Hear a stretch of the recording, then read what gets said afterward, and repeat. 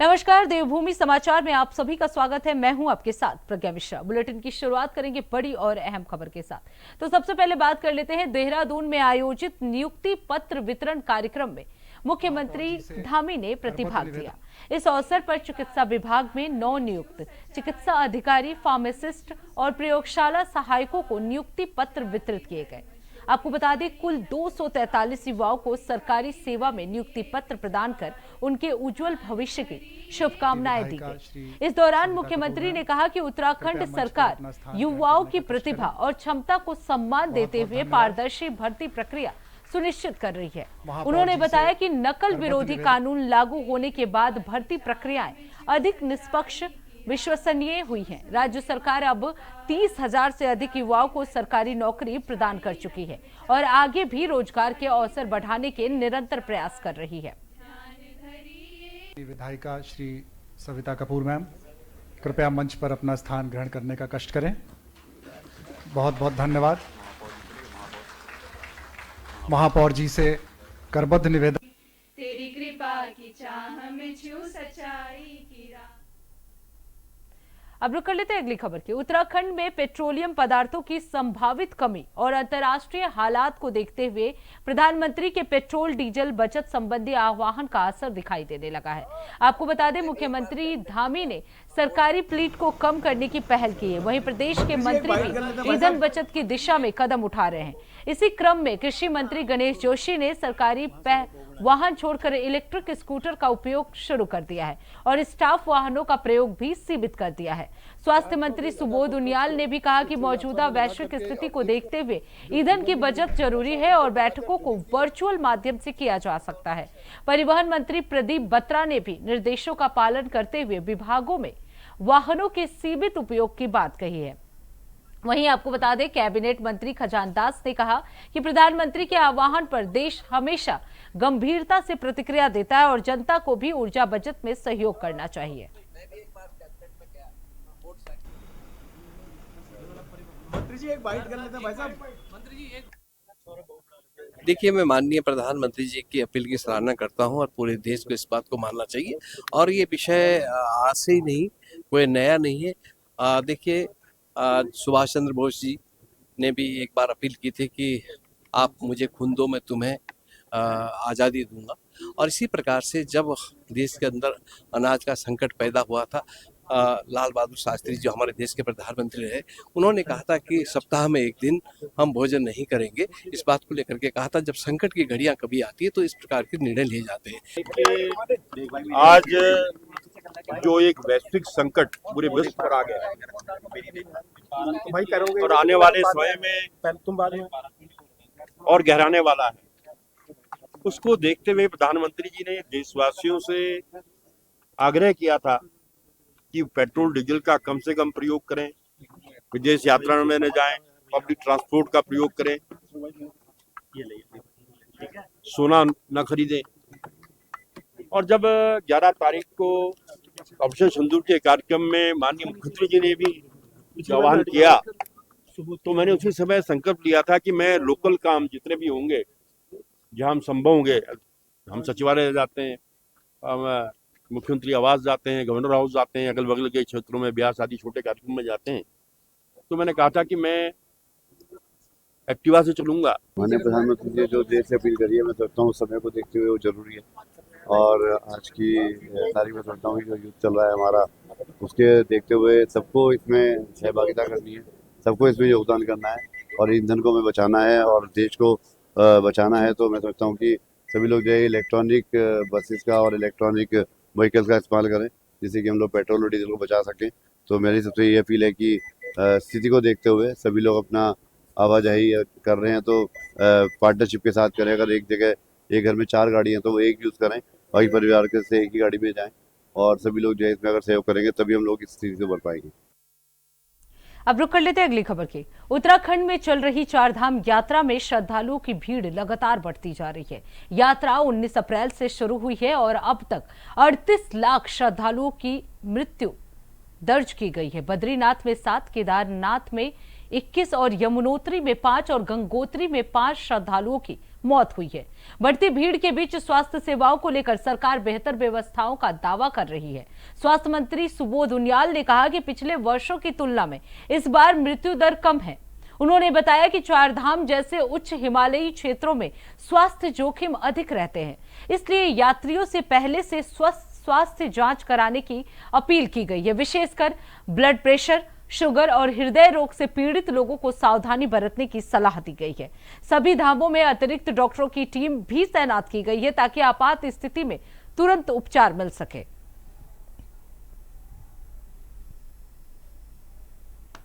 Advisory भी जारी की है, जिस एडवाइजरी में बहुत स्पष्ट यात्रियों से अनुरोध किया गया है कि अपने जो परेशानियों को छुपाएं ना। अगर आप हाइपरटेंशन से पीड़ित हैं, यदि आप शुगर के पेशेंट हैं, यदि आप हार्ट डिजीज आपको है, कुछ संबंधी समस्याएं हैं, तो उसके बारे में छुपाएं ना और यात्रा शुरू होने से पहले एक बार जांच करवा लें। दूसरा, पहली बार तो हमने 3 फेजेज में 120 के एक ग्रुप में 180 डॉक्टर्स को दून मेडिकल कॉलेज और श्रीनगर मेडिकल कॉलेज में बाकायदा हाई एल्टीट्यूड सिकनेस और ये हाइपरटेंशन, ये हार्ट संबंधी बीमारियां, इसको लेकर के उनको बाकायदा उनकी ट्रेनिंग भी कराई गई है कि ताकि इस तरह की अगर परिस्थितियां आए तो वो डॉक्टर उस हिसाब से ट्रेंड हो। तीसरा, करीबन 450 के आसपास डॉक्टर्स यात्रा रूट पे 47 अस्पताल और कुछ सूचना केंद्रों के माध्यम से उनको डिप्यूट किया गया। और पहली बार बद्रीनाथ में 50 बेड का अस्पताल जो कि हैंडओवर भी हो गया विभाग को,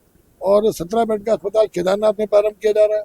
तो कुल मिलाकर के पूरी स्वास्थ्य व्यवस्था को दुरुस्त करते हुए, और सबसे बड़ा ये है कि डॉक्टर्स को 15 दिन के रोस्टर पे लगाया जा रहा है। तो 15 दिन के रोस्टर पे पोस्टिंग के कारण मुझे लगता है कि किसी भी डॉक्टरों को परेशानी नहीं है और सभी इस ड्यूटी को निर्वहन कर रहे हैं। इससे निश्चित रूप से मॉर्टलिटी रेट कम आएगा, जो मुझे विश्वास। अब रुक कर लेते हैं अगली खबर की।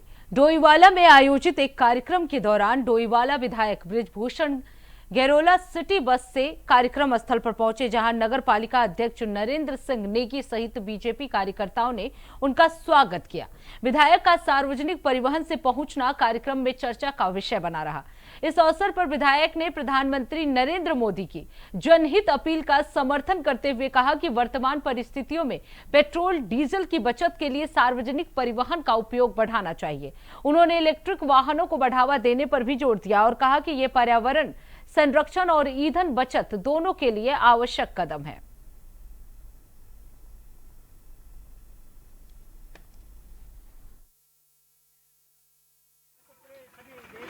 और हमारे अपने प्रदेशवासी और अपने क्षेत्रवासियों को अनुरोध करता हूँ कि देश के प्रधानमंत्री ने आह्वान किया है, तो हम सबका कर्तव्य है कि हम सब लोग अपने बसों से, वाहन से चलें, स्कूटी से करें, फ्यूल का बचत करें और हर चीज़ की बचत करें। आज हम सब लोगों ने वो किया है, भ्रमण किया है। और अब रुक कर लेते हैं अगली खबर की। लढौरा में खानपुर विधायक उमेश कुमार ने अतिक्रमण हटाओ अभियान के दौरान दुकानदारों के काटे गए चालानों की राशि अपने निजी खर्चे से वापस कर जनता से वादा पूरा किया। ये राशि सभासदों की मौजूदगी में स्थानीय व्यापारियों को लौटाई गई, जिससे क्षेत्र में सकारात्मक माहौल देखने को मिला। दुकानदारों, स्थानीय लोगों ने इस पहल की सराहना करते हुए कहा कि अतिक्रमण अभियान के दौरान छोटे व्यापारियों और आर्थिक बोझ पड़ा था, ऐसे में ये राहत भरा कदम है। सभासदों का कहना है कि विधायक ने वादा निभाकर ये साबित किया कि वो केवल घोषणाओं में नहीं बल्कि जमीन पर काम करने में विश्वास रखते हैं। पूरे क्षेत्र में उनकी इस पहल की चर्चा और सराहना हो रही है। भाई, पहले तो मैं आपके चैनल का धन्यवाद करता हूं, आपका भी धन्यवाद करता हूं। आप अपना कीमती वक्त लेके यहाँ पे आए, और हमारे जो विधायक जी उमेश कुमार जी जो दर्जा दिल इंसान है, उन्होंने इनकी पीड़ा समझी और हमें पैसे उन्होंने दिए, और हमने 20-25 लोगों को हमने पैसे यहाँ बांट दिए। ऐसे विधायक शायद ज़िंदगी में कभी नहीं मिलेंगे और ना मिले। अपनी जेब खर्चे से उन्होंने पैसे दिए। सर, मेरा 2000 रुपये का चालान तो मेरा रिटर्न हो चुका है, विधायक जी के द्वारा रब्बान भाई ने दिए गए हैं अभी, और जी मेरे पास पड़े भी है, मैं आपको दिखा दूँ 2000 रुपये।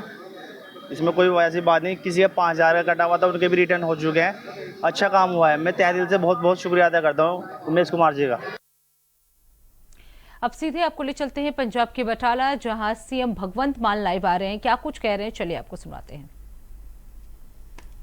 साहब 1469 ईस्वी च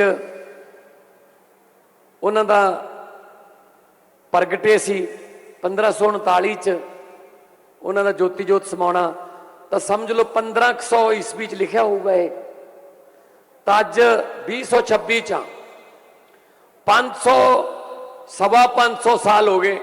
ਸਵਾ 500 ਸਾਲ ਪਹਿਲਾਂ ਇਹ ਲਿਖਤਾ ਸੀ ਕਿ ਪਵਨ ਗੁਰੂ ਪਾਣੀ ਪਿਤਾ ਮਾਤਾ ਧਰਤ ਮਹਤ। ਉਸ ਵੇਲੇ ਤਾਂ ਕੋਈ ਪਰਾਲੀ ਨੂੰ ਅੱਗ ਨਹੀਂ ਲਾਉਂਦਾ ਹੋਣਾ, ਉਸ ਵੇਲੇ ਤਾਂ ਕੋਈ ਫੈਕਟਰੀ ਆਪਣਾ ਗੰਦਾ ਪਾਣੀ ਕਿਸੇ ਨਾਲੇ 'ਚ ਜਾਂ ਨਹਿਰ 'ਚ ਜਾਂ ਕਿਸੇ ਦਰਿਆ 'ਚ ਨਹੀਂ ਸੁੱਟਦੀ ਹੋਣੀ, ਉਸ ਵੇਲੇ ਤਾਂ ਕੋਈ ਸਪਰੇਅ ਨਹੀਂ ਕਰਦਾ ਹੋਣਾ। ਸਵਾ 500 ਸਾਲ ਪਹਿਲਾਂ ਕਹਿਤਾ ਸੀ ਆ ਤਿੰਨ ਚੀਜ਼ਾਂ ਸੰਭਾਲ ਲਿਓ, ਪਵਨ, ਹਵਾ, ਹਵਾ ਨੂੰ ਗੁਰੂ ਦਾ ਦਰਜਾ, ਪਾਣੀ ਨੂੰ ਪਿਤਾ ਦਾ ਦਰਜਾ, ਧਰਤੀ ਨੂੰ ਮਾਤਾ ਦਾ ਦਰਜਾ, ਤੇ ਆਪਣਾ ਫਰਜ਼ ਬਣਦਾ ਆਪਾਂ ਤਿੰਨੇ ਦਰਜੇ ਸੰਭਾਲੀਏ। ਅੱਜ ਇਨਸਾਨੀਅਤ ਦਾ ਸੁਨੇਹਾ ਦੇਣ ਵਾਲੇ ਬਾਬਾ ਜੀ ਕੋਲੇ ਆਏ ਆ, ਕਿਉਂਕਿ ਕੋਈ ਵੀ ਧਾਰਮਿਕ, ਚਾਹੇ ਉਹ ਮੱਠ ਹੈ, ਚਾਹੇ ਡੇਰਾ ਹੈ, ਚਾਹੇ ਗੁਰਦੁਆਰਾ ਸਾਹਿਬ ਹੈ, ਮੰਦਿਰ ਹੈ, ਮਸਜਿਦ ਹੈ, ਇਨਸਾਨੀਅਤ ਦਾ ਸੁਨੇਹਾ ਦਿੰਦੇ ਆ, ਕੋਈ ਵੀ ਨਫ਼ਰਤ ਕਰਨ ਦਾ ਸੁਨੇਹਾ ਨਹੀਂ ਦਿੰਦੇ। ਮੈਂ ਇਹ ਵੀ ਕਹਿਣਾ ਹੁੰਦਾ ਕਿ ਪੰਜਾਬ ਦੀ ਧਰਤੀ ਬਹੁਤ ਜਰਖੇਜ਼ ਹੈ, ਬਹੁਤ ਉਪਜਾਊ ਹੈ, ਹਰ ਕਿਸਮ ਦਾ ਬੀਜ ਇੱਥੇ ਉੱਗ ਪੈਂਦਾ ਹੈ। ਜੋ ਮਰਜ਼ੀ ਬੀਜ ਤੁਸੀਂ ਸੁੱਟ ਦਿਓ, ਬਾਜਰਾ ਬੀਜ ਲਓ, ਮੱਕੀ ਬੀਜ ਲਓ, ਸੂਰਜਮੁਖੀ ਬੀਜ ਲਓ, ਦਾਲਾਂ ਬੀਜ ਲਓ, ਕਣਕ, ਝੋਨਾ, ਜੋ ਦਿਲ ਚ ਆਉਂਦਾ ਬੀਜ ਸੁੱਟ ਦਿਓ, ਪੰਜਾਬ ਦੀ ਧਰਤੀ ਤੇ ਉੱਗ ਪੈਂਦਾ ਹੈ। ਪਰ ਨਫ਼ਰਤ ਦਾ ਬੀਜ ਇੱਥੇ ਨਹੀਂ ਉੱਗਦਾ, ਕਿਉਂਕਿ ਸਾਡੀ ਭਾਈਚਾਰਕ ਸਾਂਝ ਬਹੁਤ ਬਹੁਤ ਜ਼ਿਆਦਾ ਮਜ਼ਬੂਤ ਹੈ ਜੀ। ਨਫ਼ਰਤ ਦਾ ਬੀਜ ਨਹੀਂ ਉੱਗਦਾ ਬਸ ਇੱਥੇ। ਬੜੀਆਂ ਕੋਸ਼ਿਸ਼ਾਂ ਹੋਈਆਂ ਇਹ ਸਾਂਝ ਨੂੰ ਤੋੜਨ ਦੀਆਂ, ਪਰ ਨਹੀਂ। ਸਾਡੀਆਂ ਰਾਮਨੌਮੀਆਂ ਸਾਂਝੀਆਂ, ਸਾਡੇ ਗੁਰਤਾ ਗੱਦੀ ਦਿਵਸ ਸਾਂਝੇ, ਸਾਡੇ ਗੁਰਪੁਰਬ ਸਾਂਝੇ, ਸਾਡੀਆਂ ਹਨੂਮਾਨ ਜਯੰਤੀਆਂ ਸਾਂਝੀਆਂ, ਸਾਡੇ ਗੁਰਪੁਰਬ ਸਾਂਝੇ, ਸਾਡੀਆਂ ਈਦਾਂ ਸ਼ਬਰੀਦਾਂ ਸਾਂਝੀਆਂ, ਅਸੀਂ ਇਕੱਠੇ ਮਨਾਉਂਦੇ ਹਾਂ। ਇਹੀ ਪੰਜਾਬ, ਇਹਦੇ ਵਿੱਚ ਹਰ ਗੁਲਦਸਤਾ ਹੈ, ਪੰਜਾਬ ਵਿੱਚ ਹਰ ਕਿਸਮ ਦਾ ਫੁੱਲ ਹੈ, ਔਰ ਹਰ ਫੁੱਲ ਦਾ ਆਪਣਾ ਰੰਗ ਹੈ, ਆਪਣੀ ਸੁਗੰਧ ਹੈ। ਇਨਸਾਨੀਅਤ ਦੀ ਸੇਵਾ ਦੀ ਮੈਂ ਗੱਲ ਸੁਣਾਉਣਾ। ਕਿਸੇ ਪਿੰਡ ਦੇ ਵਿੱਚ ਇੱਕ ਬੜਾ ਮੰਨਿਆ ਪਰਮੰਨਿਆ ਬਾਬਾ ਰਹਿੰਦਾ ਸੀ, ਫਕੀਰ ਸੀ, ਰੱਬ ਦਾ ਲਿਵ ਲੱਗੀ ਹੋਈ ਸੀ ਪ੍ਰਮਾਤਮਾ ਨਾਲ। ਉਸ ਬਾਬਾ ਜੀ ਕੋਲ ਇੱਕ ਘੋੜਾ ਸੀ, ਅਰਬੀ ਨਸਲ ਦਾ, ਬਹੁਤ ਸ਼ਾਨਦਾਰ, ਰੇਅਰੈਸਟ ਆਫ ਰੇਅਰ, ਜਿਹੜੀ ਨਸਲ ਖਤਮ ਹੋ ਗਈ ਸੀ, ਉਸ ਨਸਲ ਦਾ ਚਿੱਟੇ ਰੰਗ ਦਾ, ਸਫੈਦ ਰੰਗ ਦਾ ਘੋੜਾ ਸੀ। ਉਸ ਵੇਲੇ ਡਾਕੂ ਹੁੰਦੇ ਸੀ, ਡਾਕੂਆਂ ਨੂੰ ਪਤਾ ਲੱਗ ਗਿਆ ਕਿ ਬਾਬਾ ਜੀ ਕੋਲ ਘੋੜਾ ਹੈ, ਤਾਂ ਡਾਕੂਆਂ ਦੇ ਸਰਦਾਰ ਨੇ ਕਿਹਾ ਕਿ ਕਿਸੇ ਵੀ ਕੀਮਤ ਤੇ ਘੋੜਾ ਖਰੀਦ ਲਓ, ਖੂਨ ਖਰਾਬਾ ਨਹੀਂ ਕਰਨਾ, ਕਿਉਂਕਿ ਰੱਬ ਦਾ ਬੰਦਾ ਹੈ, ਗੋਲੀਆਂ ਚਲਾਉਂਦੇ ਚੰਗੇ ਨਹੀਂ ਲੱਗਦੇ। ਬੰਦਾ ਭੇਜਤਾ, ਕਹਿੰਦਾ ਬਾਬਾ ਜੀ ਆ ਘੋੜਾ ਕਿੰਨੇ ਦਾ ਵੇਚਣਾ ਹੈ? ਤਾਂ ਫਕੀਰ ਕਹਿੰਦਾ ਵੀ ਮੈਂ ਤਾਂ ਵੇਚਣਾ ਹੀ ਨਹੀਂ ਪੁੱਤ, ਮੈਂ ਤਾਂ ਆਪ ਪਾਲਿਆ ਬਸ਼ੇਰਾ ਛੋਟਾ ਜਿਹਾ, ਮੈਂ ਨਹੀਂ ਵੇਚਣਾ। ਕਹਿੰਦਾ ਬਾਬਾ ਜੀ 80 ਲੱਖ ਰੁਪਇਆ ਦੇ ਦਈਏ? ਕਹਿੰਦਾ ਪੁੱਤ ਕਿਉਂ ਕੀਮਤ ਲਾਈ ਜਾਂਦਾ ਜਦੋਂ ਮੈਂ ਵੇਚਣਾ ਹੀ ਨਹੀਂ। ਕਹਿੰਦਾ ਬਾਬਾ ਜੀ 1.25 ਕਰੋੜ ਤੇ ਸੌਦਾ ਨਵੇੜੀਏ? ਕਹਿੰਦਾ ਬੇਟਾ ਮੈਂ ਤੈਨੂੰ ਕਹਿਤਾ ਜਦੋਂ ਮੈਂ ਵੇਚਣਾ ਹੀ ਨਹੀਂ, ਕਿਉਂ ਕੀਮਤ ਲਾਈ ਜਾਂਦਾ? ਕਹਿੰਦਾ ਚਲੋ 2 ਕਰੋੜ ਚ ਡਨ ਕਰੋ ਜੀ। ਉਹ ਕਹਿੰਦਾ ਭਾਈ ਜਦੋਂ ਮੈਂ ਵੇਚਣਾ ਹੀ ਨਹੀਂ, ਤੂੰ ਕਿਉਂ ਕੀਮਤਾਂ ਲਾਈ ਜਾਂਦਾ? ਮੈਂ ਆਪ ਪਾਲਿਆ, ਮੈਂ ਘੋੜਾ ਵੇਚਣਾ ਨਹੀਂ। ਉਹ ਬੰਦਾ ਮੁੜ ਗਿਆ, ਨਾਲ ਉਹ ਜਾਂਦਾ ਹੋਇਆ ਕਹਿ ਗਿਆ, ਕਹਿੰਦਾ ਜੀ ਫਲਾਣੇ ਡਾਕੂ ਵੱਲੋਂ ਆਏ ਸੀ, ਚਲੋ ਨਹੀਂ ਲੈਣੇ ਨਾ ਲਓ ਪੈਸੇ। ਕਹਿੰਦਾ ਭਾਈ ਜੀ ਦੇ ਵੱਲੋਂ ਮਰਜ਼ੀ ਆਏ ਹੋ, ਮੈਂ ਵੇਚਣਾ ਨਹੀਂ। ਜਾ ਕੇ ਉਹਨੇ ਦੱਸਤਾ ਆਪਣੇ ਸਰਦਾਰ ਨੂੰ, ਡਾਕੂਆਂ ਦੇ ਸਰਦਾਰ ਨੂੰ, ਕਹਿੰਦਾ ਜੀ ਉਹ ਨਹੀਂ ਵੇਚਦਾ, ਮੈਂ ਤਾਂ 2 ਕਰੋੜ ਵੀ ਕਹਿਤਾ ਸੀ। ਉਹ ਕਹਿੰਦਾ ਚੱਲ ਕੋਈ ਗੱਲ ਨਹੀਂ, ਫਕੀਰ ਦੀ ਰੂਹ ਹੁੰਦੀ ਹੈ, ਨਹੀਂ ਮੰਨੀ ਕੋਈ ਗੱਲ ਨਹੀਂ। 5-6 ਦਿਨ ਬਾਅਦ ਉਹੀ ਬਾਬਾ ਜੀ ਉਸੇ ਘੋੜੇ ਤੇ ਸਵਾਰੀ ਕਰਕੇ ਸ਼ਹਿਰ ਵੱਲ ਨੂੰ ਜਾ ਰਹੇ ਸੀ। ਰਸਤੇ ਦੇ ਵਿੱਚ ਇੱਕ ਕੁੱਬਾ ਬੰਦਾ, ਬਜ਼ੁਰਗ, ਬਿਮਾਰ, ਅੱਖਾਂ ਤੋਂ ਅੰਨਾ, ਸੋਟੀ ਦੇ ਸਹਾਰੇ ਤੁਰਿਆ ਜਾਵੇ। ਜਦੋਂ ਘੋੜਾ ਕੋਲ ਦੀ ਲੰਘਣ ਲੱਗਿਆ, ਕਹਿੰਦਾ ਭਾਈ ਮੈਨੂੰ ਦਿਖਦਾ ਤਾਂ ਨਹੀਂ ਹੈਗਾ ਅੱਖਾਂ ਤੋਂ, ਪਰ ਮੇਰੇ ਕੰਨ ਸੁਣਦੇ ਨੇ, ਮੈਨੂੰ ਇੰਨਾ ਕੁ ਪਤਾ ਲੱਗ ਰਿਹਾ ਕੋਈ ਘੋੜਸਵਾਰ ਸ਼ਹਿਰ ਵੱਲ ਨੂੰ ਜਾ ਰਿਹਾ ਹੈ। ਮੈਨੂੰ ਘੋੜੇ ਦੇ ਪੌੜਾਂ ਦੀ ਆਵਾਜ਼ ਆਈ ਹੈ, ਕੋਈ ਘੋੜਸਵਾਰ ਸ਼ਹਿਰ ਵੱਲ ਨੂੰ ਜਾ ਰਿਹਾ ਹੈ। ਜੇ ਕਿਤੇ ਮੈਨੂੰ ਲੈ ਜੇ ਤਾਂ ਮੈਂ ਸ਼ਹਿਰ ਪਹੁੰਚ ਸਕਦਾ ਡਾਕਟਰ ਕੋਲੇ, ਨਹੀਂ ਮੈਨੂੰ ਲੱਗਦਾ ਨਹੀਂ ਮੈਂ ਸ਼ਹਿਰ ਪਹੁੰਚੂੰਗਾ, ਮੈਂ ਰਾਹ 'ਚ ਹੀ ਮਰ ਜਾਊਂਗਾ, ਬਿਮਾਰ ਹਾਂ ਮੈਂ। ਉਹ ਬਾਬਾ ਜੀ ਨੇ ਕਿਹਾ ਇਨਸਾਨੀਅਤ ਦੇ ਨਾਤੇ, ਕਹਿੰਦੇ ਕੋਈ ਗੱਲ ਨਹੀਂ ਲੈ ਚੱਲਦੇ ਆਂ। ਆਪਣੇ ਘੋੜੇ ਤੋਂ ਉਤਰੇ, ਉਹਨੂੰ ਕਹਿੰਦੇ ਪਹਿਲਾਂ ਤੂੰ ਬਹਿ ਜਾ, ਉਸ ਤੋਂ ਬਾਅਦ ਮੈਂ ਬਹਿ ਜਾਊਂਗਾ। ਉਹਨੂੰ ਘੋੜੇ ਤੇ ਬਿਠਾਇਆ, ਹਜੇ ਆਪ ਬੈਠਣ ਹੀ ਲੱਗਿਆ ਸੀ ਬਾਬਾ ਜੀ, ਉਹਨੇ ਮਾਰੀ ਘੋੜੇ ਦੇ ਅੱਡੀ। ਘੋੜਾ ਸਪੀਡਾਂ ਤੇ 50 ਮੀਟਰ ਦੂਰ ਜਾ ਕੇ ਘੋੜੇ ਦਾ ਮੂੰਹ ਇੱਧਰ ਨੂੰ ਕਰਕੇ ਕਹਿੰਦਾ, ਗੱਲ ਸੁਣੋ ਬਾਬਾ, ਮੈਂ ਕੋਈ ਬਿਮਾਰ ਬਮੂਰ ਨਹੀਂ, ਕੋਈ ਬੁੱਢਾ ਬਾਡਾ ਨਹੀਂ, ਕੋਈ ਮੈਨੂੰ ਅੰਨਾ ਉੰਨਾ ਨਹੀਂ, ਮੈਂ ਉਸੇ ਡਾਕੂ ਦਾ ਬੰਦਾ। ਤੈਨੂੰ 2 ਕਰੋੜ ਦਿੰਦੇ ਸੀ ਇਸ ਘੋੜੇ ਦਾ, ਤੂੰ ਨਹੀਂ ਲਿਆ, ਹੁਣ ਘੋੜਾ ਵੀ ਨਹੀਂ ਮਿਲਣਾ, ਪੈਸੇ ਵੀ ਨਹੀਂ मिलने। तो फकीर बंदा कहना। तो बटाला से सीएम भगवंत मान को आप सुन रहे थे। अब रुक कर लेते हैं खबरों की ओर। हरिद्वार जनपद के बुग्गावाला थाना क्षेत्र में हलाला से जुड़े मामले में मुकदमा दर्ज किया गया है, जिसे स्थानीय स्तर पर देश का पहला ऐसा मामला बताया जा रहा है। आपको बता दें, शिकायत शाहीन नामक महिला ने अपने पति मोहम्मद दानिश के खिलाफ दर्ज कराई है ये पूरा मामला। मामले के सामने आने के बाद क्षेत्र में चर्चा और संवेदनशीलता का माहौल बन गया है। पुलिस ने मामले में दहेज प्रतिषेध अधिनियम 1961 की धाराएं 3 और 4, मुस्लिम महिला अधिनियम 2019 की धाराएं 3 और 4 के तहत मुकदमा दर्ज कर लिया है। पुलिस का कहना है कि मामले की जांच की जा रही है और सभी तथ्यों की पुष्टि के बाद आगे की कार्रवाई की जाएगी।